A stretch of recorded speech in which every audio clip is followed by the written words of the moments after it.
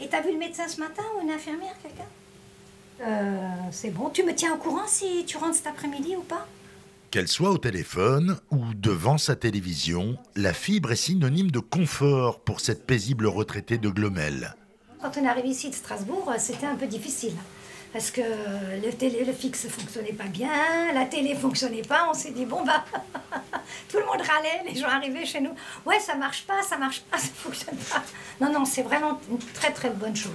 Depuis aujourd'hui, Glomel, 1400 habitants, est officiellement la première commune des Côtes-d'Armor à ne plus utiliser le réseau cuivre qui permettait par le passé le raccordement au téléphone puis à la DSL.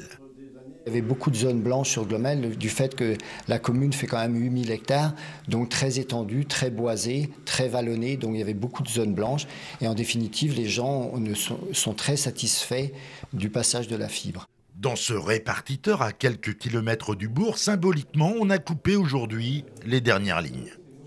La DSL, c'est ce qu'on travaille depuis des années. Maintenant, on passe sur autre chose et on passe sur les nouvelles techniques, les nouvelles technologies. Donc voilà, c'est fini. Pour Orange, opérateur historique dont le réseau cuivre était de plus en plus altéré par les vols, plus de 200 en Bretagne ces 12 derniers mois, une révolution est en marche.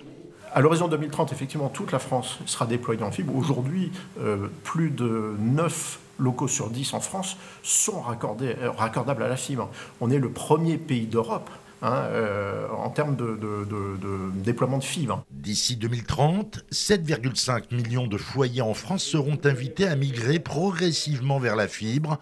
1 million de kilomètres de lignes cuivre seront déconstruites et recyclées.